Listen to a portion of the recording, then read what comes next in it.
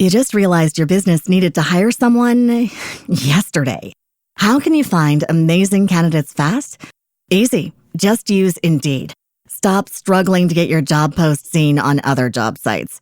With Indeed sponsored jobs, your post jumps to the top of the page for your relevant candidates, so you can reach the people you want faster. According to Indeed data, sponsored jobs posted directly on Indeed have 45% more applications than non-sponsored jobs. Don't wait any longer. Speed up your hiring right now with Indeed. And listeners of this show will get a $75 sponsored job credit to get your jobs more visibility at Indeed.com/PODKATZ12. Just go to Indeed.com/PODKATZ12 right now and support our show by saying you heard about Indeed on this podcast. Terms and conditions apply. Hiring? Indeed is all you need. Yo, if y'all are out here listening, if you want to get paid in tech, hear what I'm about to say. Motivation is money. Okay. Everything comes down to business. IT, cybersecurity only exists as an extension of the business for them to accomplish their goals. If the systems go down, they can't make money. Yeah. If IT goes down, they can't make money. If they're hacked, you got headlines, stock prices are affected. It's all about money. Fines and penalties for not being compliant. It is all about money. They don't want to make the investment. They have to. Yeah. Yo, so here at Tech is the New Black, we've had the wonderful opportunity to have guests on who talk about breaking into tech. Some discuss scaling in tech, and then others, of course, launching your own tech business. But we have a guest today, a first-time guest ever, who can't just talk about breaking into tech, can't just only talk about scaling in tech, or even just talk about launching his own business, own IT business, but he actually is set up to actually help people break into tech with his own program. Y'all, our guest today, he helps IT professionals get six-figure careers in this industry. His name is Clewis, and we're very excited to have him on at Tech is New Black. Bro, thank you so much for being on here. Hey, I'm excited to be here. Yeah, man. And I'm so excited to have you on because I feel like a lot of the things that you're already doing are things that we have like plans in the future to do. And first off, I love what you do in general.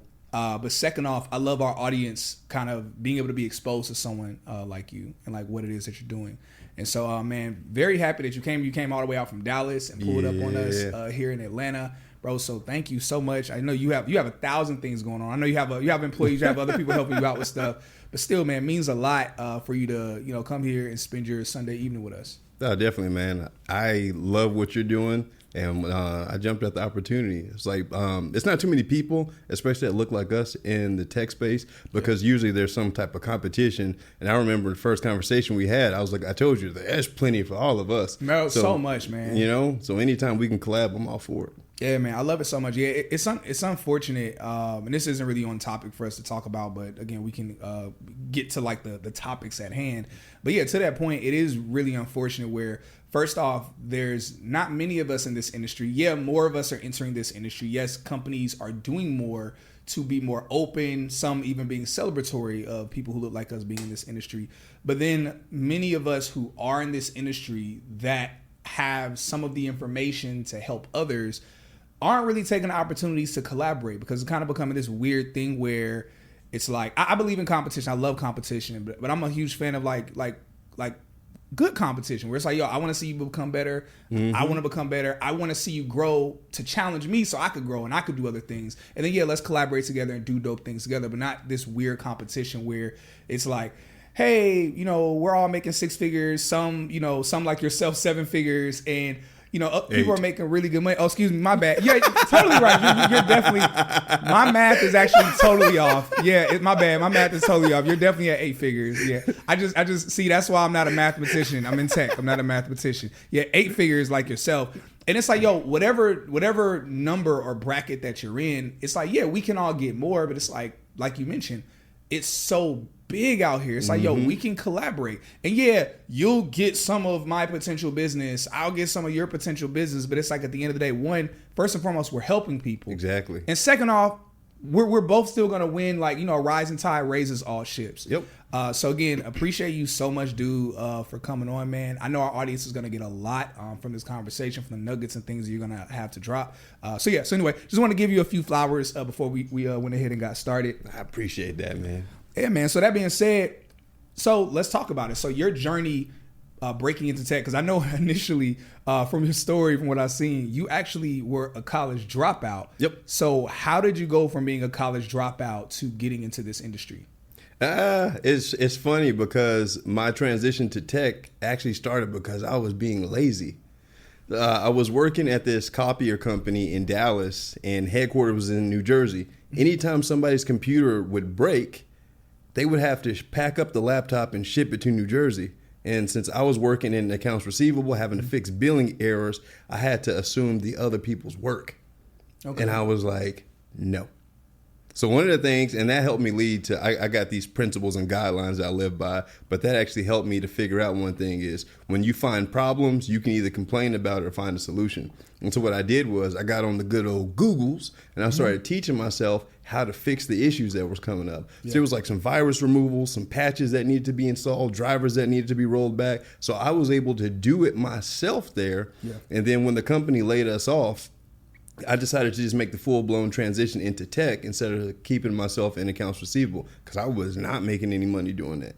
Yeah, man. So, bro, it's so funny. I've had a couple guests, including myself, where many of us just Google stuff. One of the funny things I see a lot, and I'm sure you've seen this 1,000 times, is where people, obviously we're here to answer questions, we're here to help people out, but sometimes people will ask questions where it's like, yo, you literally could have just Googled that and Google would have provided an answer for you. There's a, you ever heard, let me Google that for you? Oh, no, I haven't. What is that? So there's actually this website, let me Google that for you. So you go to it, you copy I'm not going to say dumb thing, the question they should have asked Google, and you put it in there and it creates a link. And when the person clicks the link, it shows this little hand, type in that question into Google. Oh. And dude, that is my ultimate petty response. Oh, like, why you ask me? You just let me Google that for you. I need to use that. Yes. I need to start using that. Yo, that's the perfect, man. That's literally, because usually my response is 9 times out of 10, you know the way we have like little automated responses and stuff set up on social media or like whatever, like your own website, wherever. But like mine, usually the automatic response, people ask, hey, I'm trying to get into tech. You know, how can I get into tech? Automatic responder sends out a list of different ways. And it'll have like a FAQ say, hey, if you have any additional questions, check out the FAQ section, link in my bio. And then they'll follow up, hey, I just got a couple questions. Then I'm like, hey, did you check out my FAQ section? They'll ask a question. I'm like, literally, like some people wait 2 months. I'll DM, did you see the answer to your question yet? No, what's the answer? I'm like, it's in the FAQs that 2 months ago, 2 months ago and now you never looked at. You know? And so, but I do think sometimes that's somewhat telling of, I'm not going to say, again, I'll talk about this. I'm not going to say that kind of person would never fit in tech, but it's like, yo, like, if you're not willing to just do like a little bit of digging, un poquito, just, that's like speaking a little bit, that's a little bit of Spanish I know. But it's like, yo, just do just a little bit of research and work. It's like, yo, like maybe like that's at least one thing I think is very important for people looking to get into this industry. But so anyway, so you dropped out of school, you got into tech, but from at what point did you transition into cybersecurity? So that was probably about 4 years of being into tech, because I actually started on the help desk since it was a natural transition for me since I was already doing break fix. I went to work for some MSPs, managed service providers, and it was like the coolest thing ever. I hated it at the point. What is that? Managed service providers? So there's many small companies out here that can't afford an IT department. So they outsource it to a company that provides the outsourced service. So I worked for that company and they had like 40 clients. So it was like automobile dealers, doctors, finance companies. So I was supporting a whole bunch of different industries and I grew like crazy. It was just like a lot of information. And so I did that for about 3 years. And then I started working at a software company and that's when they put me in the knock. So I was working overnight, doing server monitoring, all that good stuff. And during that time, I was trying to asked people, what do I need to do to get into cybersecurity? Because I saw that was the way to go, because this is like 2014. And so they were like, well, you need to get this certification. I was like, all right. So I did it, right? And nothing really came from it at that point. But what happened was, this is so funny every time I got to tell it. I was working nights. So one day my manager called me and he asked me to come into the office during the daytime. I was like, man, this is about to be like an episode of Friday. I'm about to get fired on my day off. That's funny. And so he was like, hey, Boyd, I need your help. I heard you had interest in cybersecurity. We're about to fail this security assessment. Go look over in the conference room and you're going to see exactly why. So I walk over to this big glass conference room and I look in. And there's a guy that's leading the security assessment for the company sleep in front of the auditor. I'm talking about like he's sitting as far away as me and you right now. And he was like, so are you willing to step up and take this over? We'll move you to the day shift. I was like, yes. And so from then, so the assessment was PCI DSS, which is Payment Card Industry Data Security Standard, all about credit card data security. Yeah. And so that's when I actually made the transition into cybersecurity. It was that moment. If that guy hadn't fell asleep, I have no idea. Man, that's actually crazy. Man, it's wild. Man, even for him to mess that up, it's like, were you sleeping on it? Like, bruh. Nickname was Sleepy Boo Boo. Man, y'all crazy. What how long? Like, I guess how long was it for you to actually make that transition? Oh no, bro, this was instant. Oh no. So like PCI assessments, once they start, it does not end until you either compliant or not compliant, and it was actively going on. So I had to download the 400-page standard over the weekend and figure out where we were in the company and then try to navigate through that. Yeah, it was nuts. It was stressful. That sounds stressful. Yes. That's wild. Hey, y'all, we have some incredible news that I'm super excited about to finally announce our private tech community. Yes, you heard that right.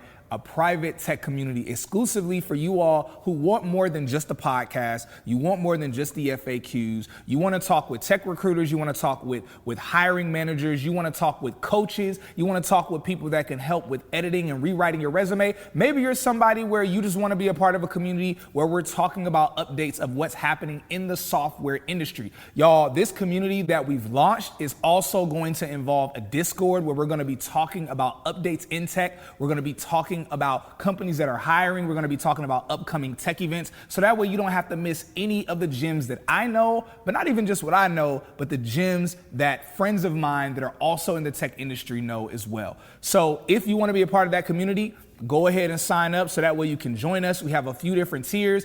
Ultimately, it's all tuned in for you. Oh, and last thing, also within this community, we're going to be streaming all of our interviews with our podcast guests. So instead of you having to wait months to watch the videos later on, you'll actually be able to watch the interviews in real time and ask your live questions to those guests. So make sure you join our tech community. But so with that, so obviously that company was seeing the value of cybersecurity. What we've seen since then and just throughout the years is that cybersecurity, the demand for cybersecurity has been growing through the roof. Oh yeah. It's been getting insane. I mean, even in terms of like some of the layoffs with some big tech companies, and I always tell people all the time to not like really get so fixated with layoffs with big tech because most of them overhired during the pandemic anyway. So now they're just kind of getting back to what makes sense. And then there's always more companies that they don't know about that are hiring in tech than the ones that are laying off.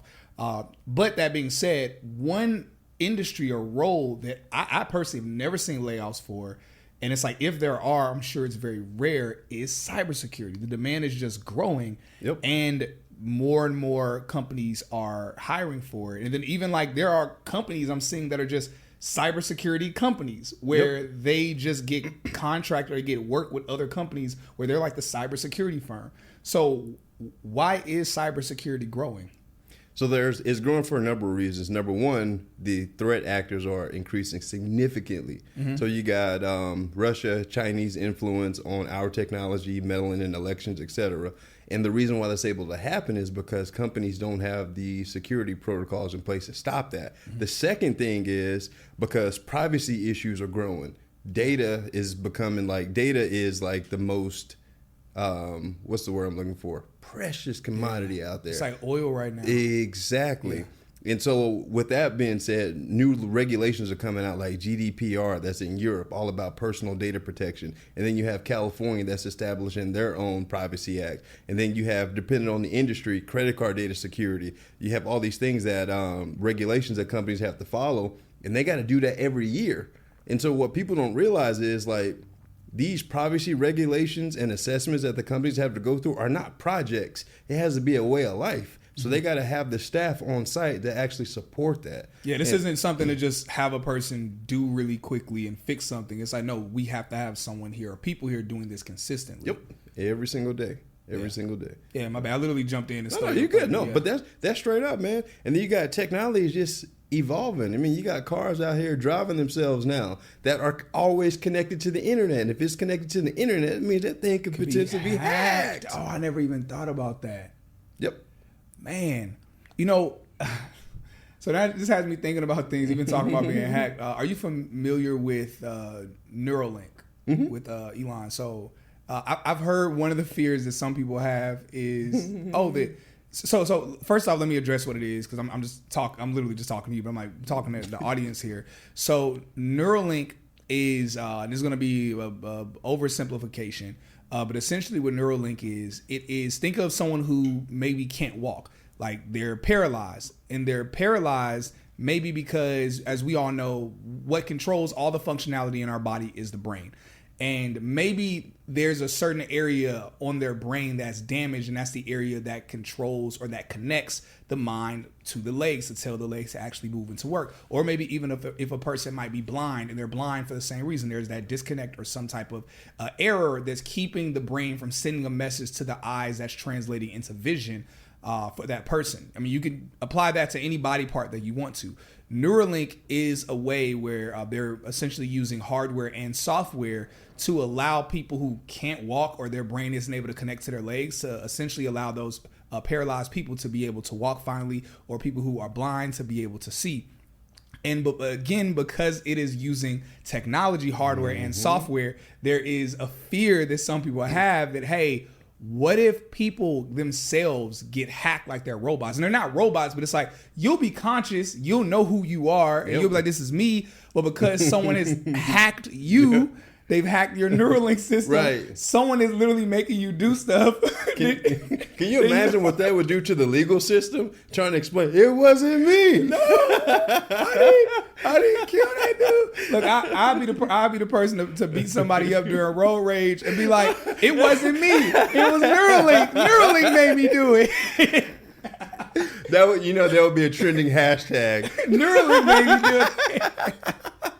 That'll give a whole new meaning to the what was that song? It wasn't me. Right. She gonna get in the shower. It was Neuralink. It's Neuralink. All right, cool. All right, wilding right now. We wilding. So, but to that point, so you're saying that that people in cybersecurity essentially, even Neuralink, that they would more than likely have either a cybersecurity team or they will be outsourcing to a cybersecurity company to ensure, hey, that our real people aren't being hacked. Yep. And so one thing that I want to clarify is, I talk about the risk and the threats and everything, but that's not the motivation behind companies hiring. What's the motivation? And so if y'all are out here listening, if you want to get paid in tech, hear what I'm about to say. Listen. Motivation is money. Okay. Everything comes down to business. IT, cybersecurity only exists as an extension of the business for them to accomplish their goals. Mm-hmm. If the systems go down, they can't make money. Yeah. If IT goes down, they can't make money. If they're hacked, you got headlines, stock prices are affected. It's all about money. Fines and penalties for not being compliant. It is all about money. Yeah. They don't want to make the investment. They have to. Yeah. It's about money. Man. And so most IT guys never make that correlation with business, and they start all this nonsense about saying no when the company wants to do something. Oh, we can't do that's insecure. One thing in your career that you should learn as a tech professional, never tell the business no. Yeah. It's how can we make this done securely? Yeah. It's about business. I love that so much. I think about like there's an opportunity. Like there's an opportunity in the thing that seems impossible or seems like you're not supposed to do it. Mm-hmm. You know, even thinking about when, and I'm not sure how true this story is, but this is a story about, I heard of how the mouse was created. And I heard that Steve Jobs was the person that came up with the idea of the mouse, where the story goes that I heard that that he was telling his team of engineers, hey, I'm just envisioning like something right here next to the keyboard where I'm able to move my hand around and it's controlling what's on the screen, and I'm able to like manipulate and do things on the screen. And according to the story, his team had told him, what? Like, that's impossible. You know, and I know to us, it's like, oh, it's just a mouse. It's not a big deal. But you have to imagine before the mouse existed, it's like that actually sounds really crazy. Right. But when they told him that they were like, that's not possible, that his next response was he fired them Straight and up. told the hiring managers, find me engineers who can do it. Mm-hmm. And so it's like, man, and guess what? Some people came along and they were like, we don't know how, but we're going to figure out how to do it. Exactly. So there's amazing opportunity in the thing that seems impossible. Yep. And so, no. So I just love that. You just had me think about it. I need to look that story up to actually see, like, if that, because first of all, I don't even know if Steve Jobs / Apple were the ones coming up with the mouse, which wouldn't be shocking if they were, because I mean, back then it was them and Microsoft and IBM. Like it was really just those three that were kind of taking the lead. So as we're talking about cybersecurity, my question is how lucrative, because again, we talked about like roles in cybersecurity, which is dope, but it's like then we talk about, okay, a cybersecurity business as well. So whether we're talking cybersecurity or a cybersecurity business, like how lucrative is like that industry, those roles, like how lucrative would you say that is? So it could be very, very lucrative. To be specific, an individual person can make, of course, 6 figures plus. Yeah. But 6 figures is just like, it's so much ambiguity in that. What does that really mean? So specifically in the space that I operate in, and I like to be honest and transparent, most of the guys that are in my space that do like the GRC consulting, et cetera, they make anywhere from up to like $250K. Oh man, that's good. Just a nice little quarter mil. Yeah. Nice little quarter mil. Not bad. But when we talk about like a cybersecurity business, like what does that look like? Essentially, maybe for someone who has a cybersecurity business. Now that's completely different. So we're talking several millions of dollars there. Yeah. And so generally speaking, depending on what the cybersecurity business is, the name of the game is providing services, right?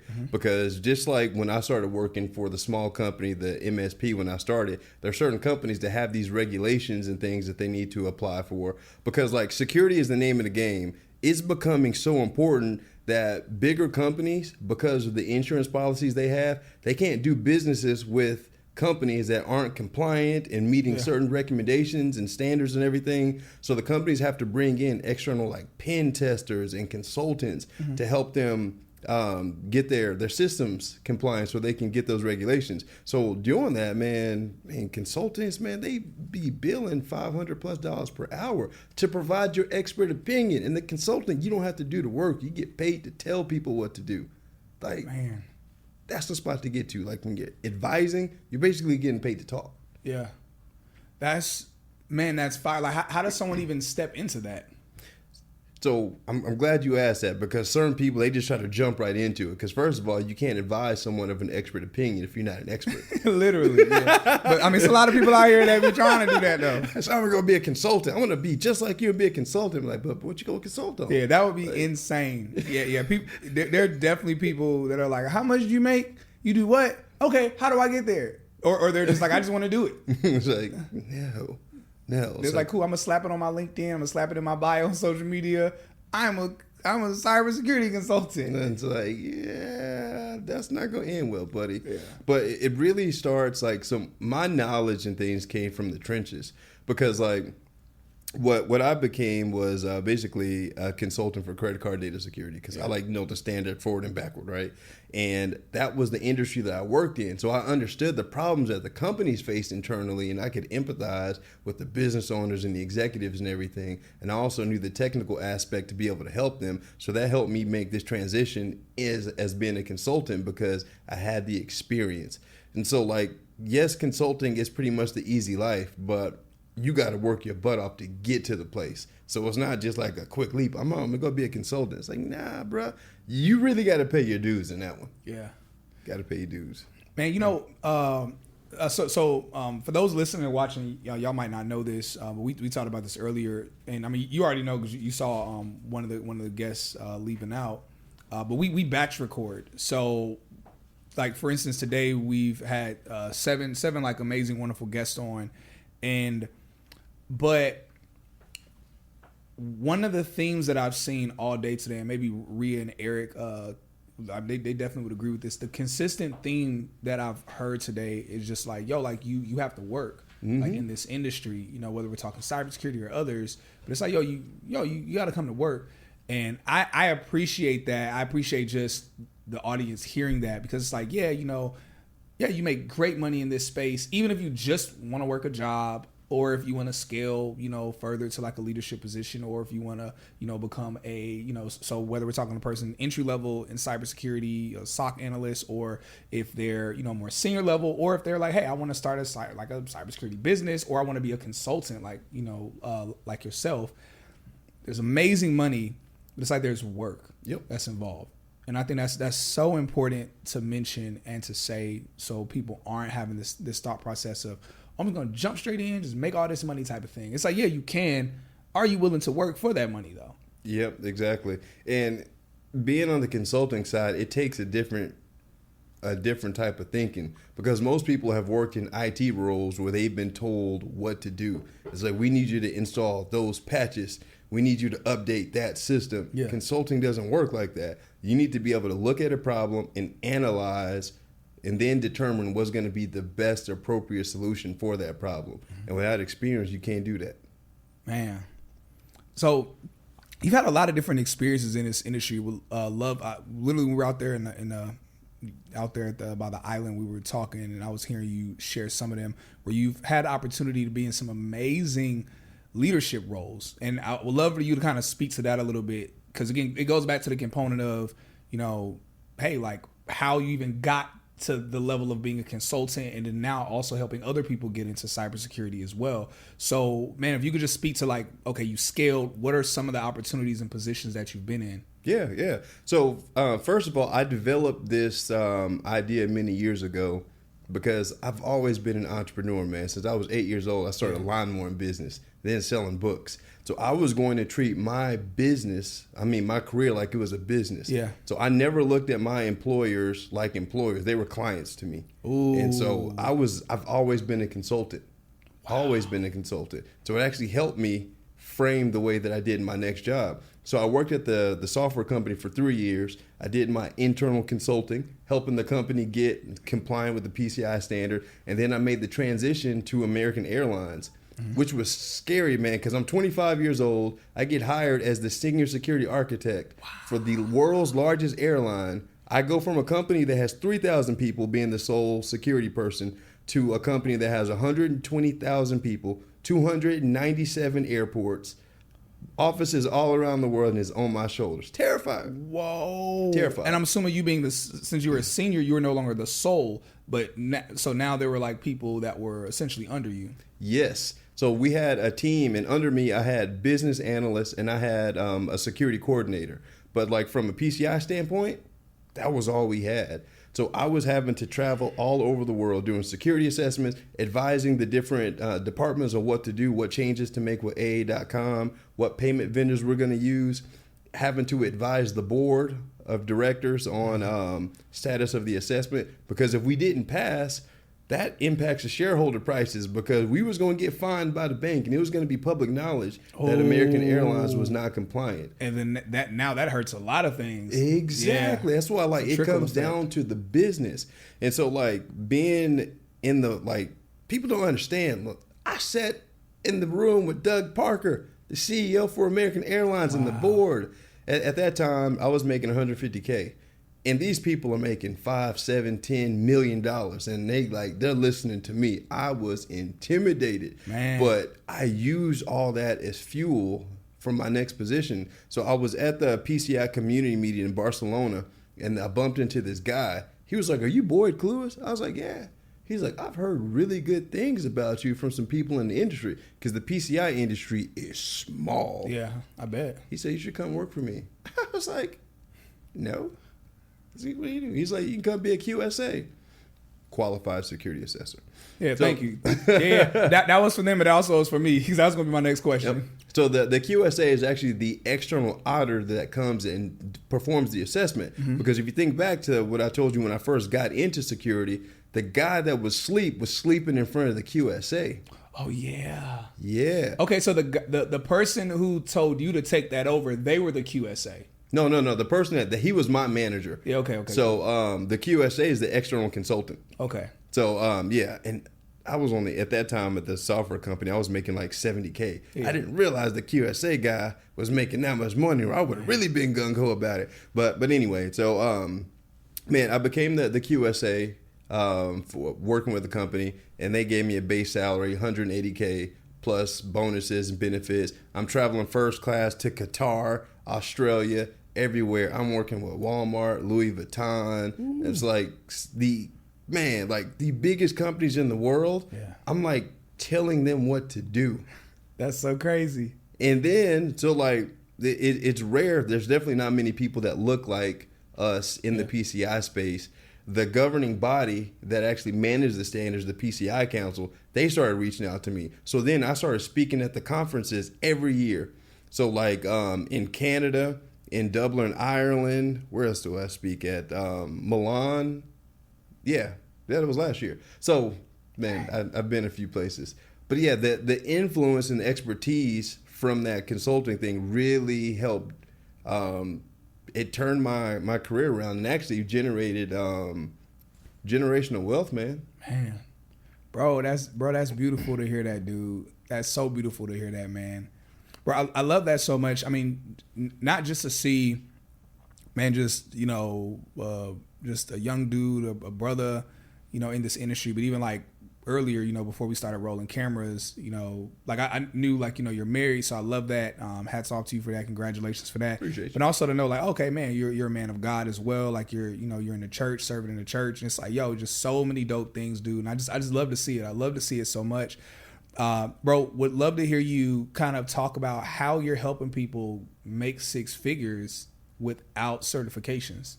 I know, it's crazy. Yeah. So when I decided to take the business online, so let me explain how this worked, right? So when I was the QSA, I had these two open recs, $150K base salary. I needed two QSAs to hire them because I was principal. So like I was above the seniors. I was managing teams. And I was running 7 or 8 assessments at a time, man, working 100 hours a week. I was burnt out, man, because I needed help, but we could not find qualified people to do it. Wow. I was like, I got 2 jobs, 150K. You don't need a college degree. If you can tell me that you can speak to this standard, I will hire you. And it didn't happen. And so I was like, you know what? If they don't exist, I will create them. Yeah. Because like every company that I went, where I was the PCI person, the people I was talking to, the other IT guys, had never heard of it. I was like, bro, how have you been working here for 10 years?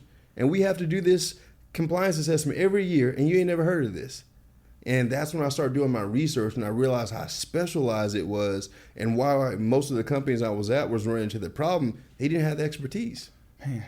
So I specifically started, me and my wife, she's actually the president of our company. So my wife and I, we started the training company online, and then the pandemic happened. Yeah. Because at first we were going to like start doing some live stuff. But the pandemic happened and we took it online. And so then we built out the training platform, brought in success advisors. We have an internship program. And so what we do is over a 12-month period, we train IT professionals. First, we start with the mindset. Like our training program doesn't just jump into tech stuff because most people aren't mentally ready to do this. They are not. So we actually have a mindset coach. So we go through authority mindset, trademark, you can't steal it. So we have the authority mindset training that we send them through, and then we start breaking down the PCI DSS standard. And once they get to a certain level in the program, we send them through an internship so they can actually work on security assessments. Because our company, the big beast, Baxter Clewis Cybersecurity, has 3 heads.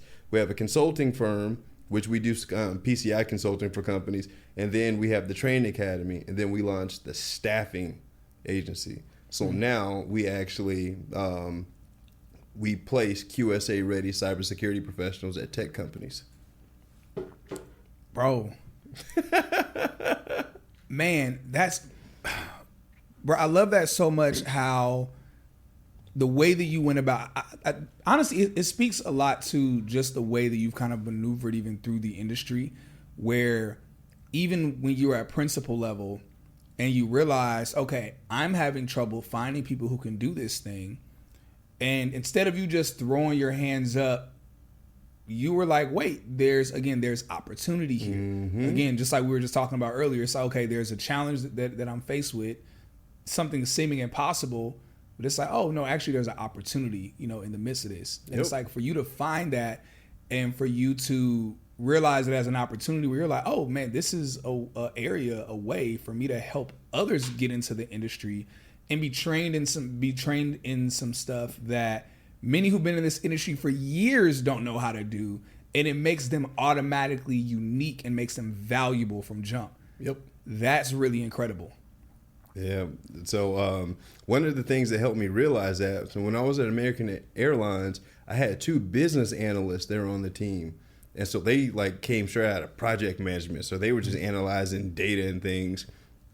But I started training them and pushing them because I was overwhelmed there too. So I couldn't go to all the airports. So I started training them and sending them out to do assessments at the different locations and bring back the findings. And so when they would talk to me, I was like, they're really getting this. These are IT people and they are killing this. And so me and my wife were at dinner one night. I was like, yo, I got this idea. It's crazy, but I think it'll work. I was like, we could blow this industry wide open. Yeah. Because I was like, if it worked for those 2 people that didn't have any IT experience, they were just project managers.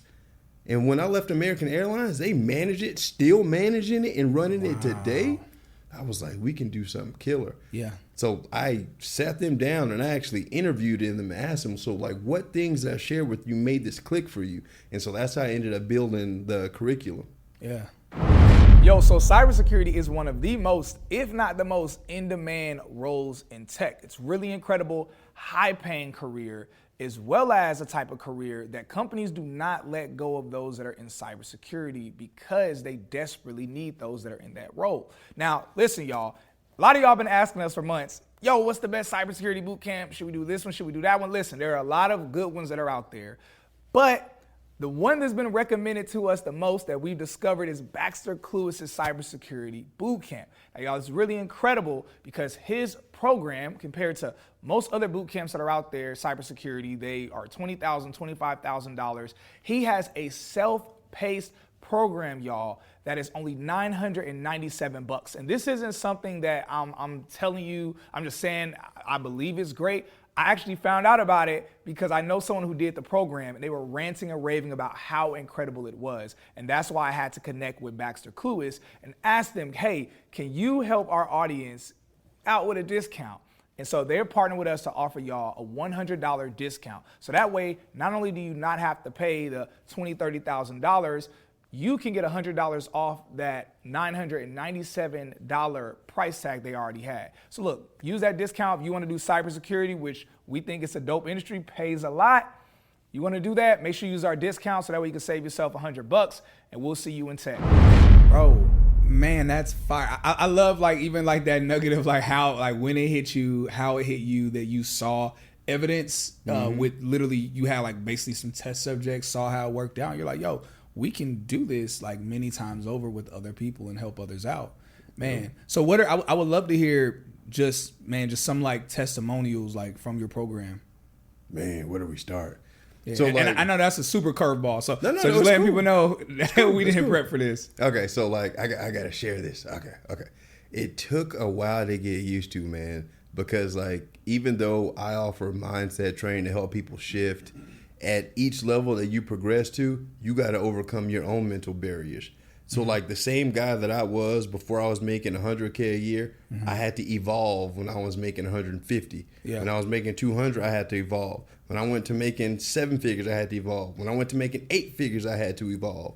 And so even though I knew I could help the people, inside I was like, what if this doesn't work? Yeah. Because I don't believe in taking anybody's money if I can't help you. That's why people have to apply to my academy. You got to go through an interview because I got to make sure you are right on. Yeah. And besides, you getting my time. I don't like wasting my time. But when we started 4 months in, we started getting the first results. People getting new jobs. Like we had one client, he had worked in IT like 10 years ago. And he was working in a school district, wasn't making any money, man. Relationship with his wife was bad. His kids was bad because, like, the money struggle. Yeah. But he came through the program. He gave me his last money that he had on 2 credit cards. 4 months later, he landed a job, and he sent me this video. He just pulled over on the side of the road. He was crying. It was $85K, but he had only been making 40, right? But to him, that was everything. Yeah. And so, like, as the testimonials start rolling, every time I would see him, I'd just be sitting in the office just crying. So my team, they'll make fun of me. They're like, "Where boy?" Probably over there crying in one of them new testimonials. Because like I don't do this for the money, man. I could just consult all day, and me and my family, we would be good. But like being a part of people's lives being changed, man. The stories behind it, man, that literally gets me up because money does not motivate me. Yeah, it does not. Bro, that's so real. I've shared this story a few times about how. So it's funny is that like you mentioned a person crying over the 85K. I remember my first tech offer was 90K, and I remember I was actually I was at a Latin like rooftop bar dancing, sat down, to kind of let my legs rest a little bit because I ain't as young as I used to be. And I just was like, random. I was like, I'm gonna check my email, and I saw that the company had sent the offer letter saying, "Hey, yeah, we want to go ahead and hire you as an offer letter." And literally there at the club, I just started bawling. Shit hit you, man. Bawled. It was like 1 a.m. and I'm bawling. But to your other point about you get to a certain point money wise where you want to make more money, you want to play the game, you want to set your future family, you want to do all of that stuff. But it's like in terms of it moving you emotionally, it doesn't after a certain point. Right. And that was a point of depression for me because I was like, dang, like this making more money isn't making me happier. What's the purpose of life? I started thinking all these different things. And then I like to your point, there is nothing that tears me up more than people hitting me up saying, "Hey, I'm in tech, I got this offer," and it's their $85,000, $75,000, $100,000 offer, and it's like, man, because that is something, and I resonate with you on that because that's something that you're like, yo, yeah, I'm making great money, I'm doing this, and I be seeing, you taking trips and stuff, you be taking 5 times as many trips as I be taking. It's like I see you living life, but it's like the thing what I resonate with you on is that like. You still want, you don't want to just enjoy life. You want your life to have meaning. 100%. And it's like there really is no greater meaning in this world than like helping others and transforming 100%. other people's lives. So now, bro, I'm right there, bro. If I see you in the office crying, like, hey, bro, you better go ahead and cry. I feel you. Hey, man, that's my service. So me and my wife, we are generous givers. Like last year, we donated over $200,000 to different charities and everything. Man. And this year, our plan is to do $500,000, if not more, God willing. Yeah. So like supporting and just seeing people's lives change, man. Like that's what my purpose. It's all about fulfilling my purpose because I believe everybody was created with a purpose because the God I serve is very intentional. And so when I started living out my purpose, that's when my life became blessed. And I'm not here just to be blessed. I got to share it, man. You just realized your business needed to hire someone yesterday. How can you find amazing candidates fast? Easy. Just use Indeed. Stop struggling to get your job post seen on other job sites. With Indeed sponsored jobs, your post jumps to the top of the page for your relevant candidates, so you can reach the people you want faster. According to Indeed data, sponsored jobs posted directly on Indeed have 45% more applications than non-sponsored jobs. Don't wait any longer. Speed up your hiring right now with Indeed. And listeners of this show will get a $75 sponsored job credit to get your jobs more visibility at Indeed.com/PODKATZ12. Just go to Indeed.com/PODKATZ12 right now and support our show by saying you heard about Indeed on this podcast. Terms and conditions apply. Hiring? Indeed is all you need.